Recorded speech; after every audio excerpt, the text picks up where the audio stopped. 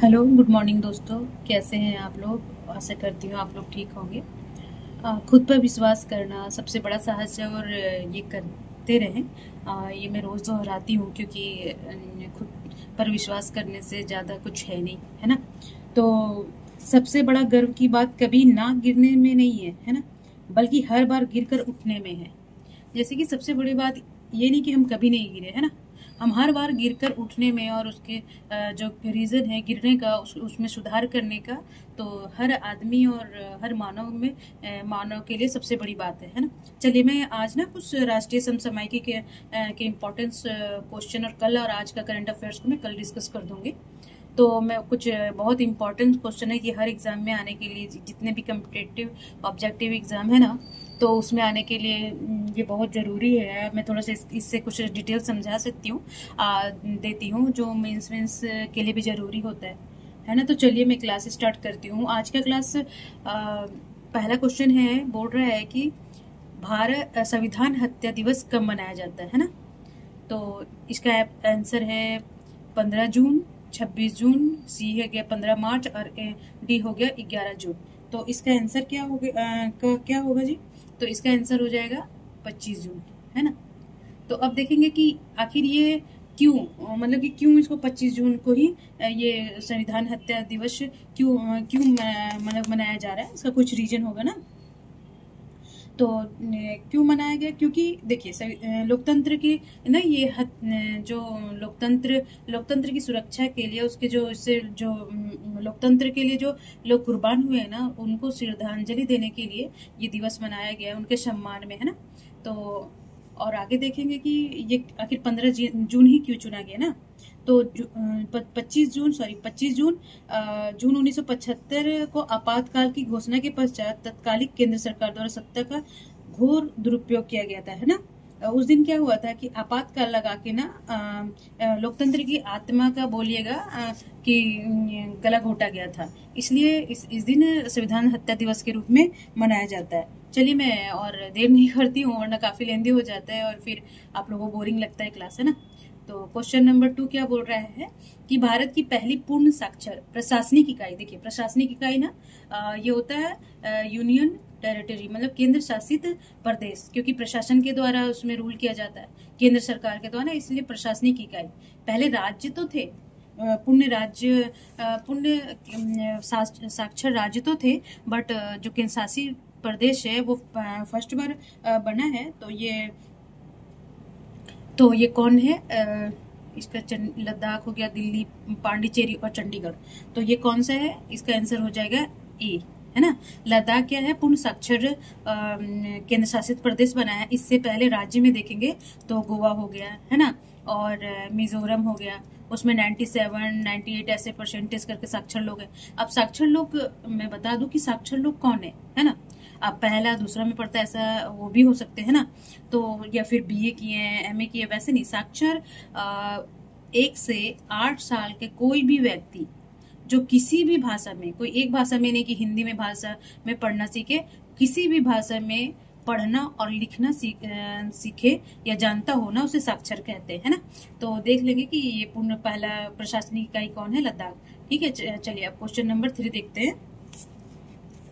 देखिए ये पूरी देख के तो पहचान ही गए, काफी सुंदर है ये, है ना। अच्छा जी, तो बोल रहा है कि विश्व का, देखिए ये भारत का नहीं है। क्वेश्चन नंबर 3 क्या बोल रहा है कि विश्व का सबसे ऊंचा आर्च ब्रिज, है ना, किस नदी पर बना है?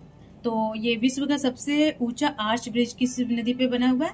तो ये देख ले, न्यूज में काफी था और बहुत ही इंपॉर्टेंट क्वेश्चन है। तो ये रावी नदी तो नहीं है, सारे जम्मू कश्मीर और हिमाचल से ही रिलेटेड नदियां हैं। झेलम भी नहीं है, सतलुज भी नहीं है, तो कौन सा है? ये है, उसका ऑप्शन हो जाएगा चिनाब, है ना। तो चिनाब, अब ये देखिएगा कि ये इसकी ऊंचाई कितनी है ना। तो इसकी ऊंचाई है 359 मीटर है। ठीक है, इसकी ऊंचाई जो जमीन तल से ना, तो ये इसकी ऊंचाई ना यहाँ से लेके यहाँ तक काफी ऊंचा है। मतलब विश्व का ये आर्च ब्रिज ना झूलता हुआ बोलते हैं, झूलता हुआ। देखिए पिलर बीच में नहीं है ना, तो ये सबसे ऊंचा ब्रिज है विश्व का जी। उसके बाद चाइना का ही है, उसके बाद सारे। तो ये है 359, नोट कर लेंगे आप लोग। उसके बाद और बता देती हूँ कि ये उधमपुर जो श्रीनगर का है ना, उधमपुर श्रीनगर बारामूला रेल लिंक से जोड़ता है ना। ये देखिए अब नया तरीके से बनाया गया, तो इसमें ना 8 रिएक्टर स्केल जो होता है ना, देखिए 6.9 से बहुत हानिकारक भूकंप होता है, तो ये 8 रिएक्टर तक ये भूकंप को झेल सकता है, मतलब गिरेगा नहीं। और 40 डिग्री सेल्सियस तक ये मतलब कि 40 डिग्री सेल्सियस तक ये तापमान को भी झेल सकता है ना।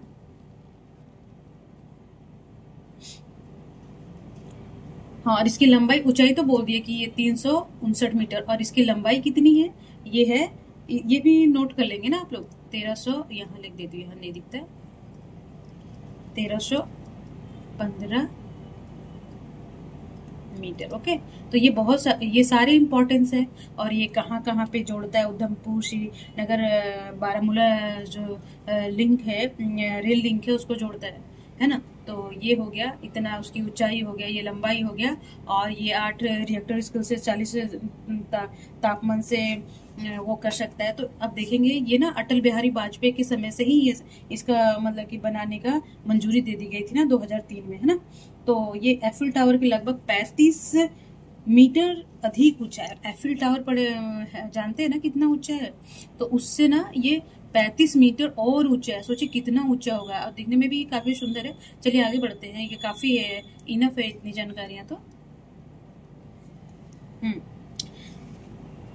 अच्छा, तो ये क्या है, ये घाटमपुर ताप विद्युत परियोजना है ना, ये नया ताप विद्युत परियोजना ही है। दिख रहा है आप लोग को, दिख रही थी, इसका भी ध्यान रखना पड़ता है, कुछ कुछ वीडियो में ना आता नहीं है। तो ये है घाटमपुर ताप विद्युत परियोजना किस राज्य में स्थापित एक प्रमुख कोयला आधारित सुपर क्रिटिकल बिजली संयंत्र है, संयंत्र नहीं, संयंत्र है ना। तो पहला कानपुर उत्तर प्रदेश, और दूसरा हो गया बोकारो झारखंड, और तीसरा झरिया झारखंड, इंदौर मध्य प्रदेश, यहाँ ब्रैकेट में होगा, ठीक है। तो इसका आंसर क्या हो जाएगा, ये हो जाएगा ए, कानपुर उत्तर प्रदेश में, है ना। तो ताप विद्युत में ऐसे नहीं मार दीजिएगा कि झरिया में होता है कोयला वगैरह, बोकारो में होता, तो ये नहीं। तो ये कानपुर उत्तर प्रदेश में, और ये कितना मेगावाट का है, ये है 3:660, है ना। देख लीजिए कितना हो जाएगा, 1980 कुछ ऐसे लगभग हो जाएगा ना, 1980 मेगावाट जो ताप विद्युत, ये देख लीजिए इस तरह का है ना। सुपर क्रिटिकल क्षमता के साथ घाटमपुर थर्मल यूनिट ऊर्जा क्षेत्र की विशाल प्रतिनिधित्व, ठीक है। चलिए, तो ये हो गया, ये पूछ सकता है यूपी पीसीएस में, किसी भी सारे एग्जाम में इंपॉर्टेंस है ये थर्मल पावर वगैरह। तो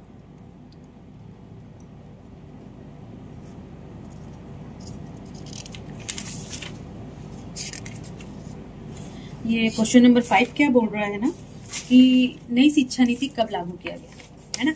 ये बहुत इम्पोर्टेंस है समय के बदलते समय के अकॉर्डिंग, क्योंकि हमारी जो शिक्षा व्यवस्था काफी जर्जर हो चुकी थी, तो इसमें सुधार करना या फिर अमेंडमेंट लाना बहुत ही जरूरी था। तो देखेंगे, ये बहुत इंपॉर्टेंट डेट है। नई शिक्षा नीति कब लागू की गई, मैं नई शिक्षा नीति के पे ना एक छोटा सा वीडियो बना दूंगी, उसको सारे प्रोसेस बता दूंगी, ठीक है। तो क्या क्या था, तो इसका आंसर हो जाएगा 29 जुलाई 2020 में ना इसको लागू किया गया था। तो ये मतलब कि इसमें क्या है ना, कि क्या मतलब कि क्या था, ये कौन लाया था, तो इसके जो अध्यक्ष थे ना, कस्तूरी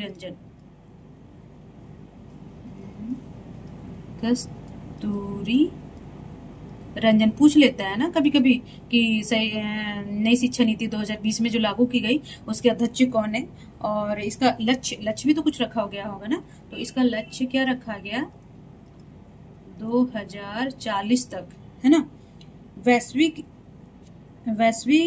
ज्ञान महाशक्ति बनाना। क्या है कि लक्ष्य क्या है कि जो भारत को ना 2040 तक वैश्विक मतलब विश्व स्तर पर महाशक्ति ज्ञान के क्षेत्र में महाशक्ति बनाना, है ना। तो चलिए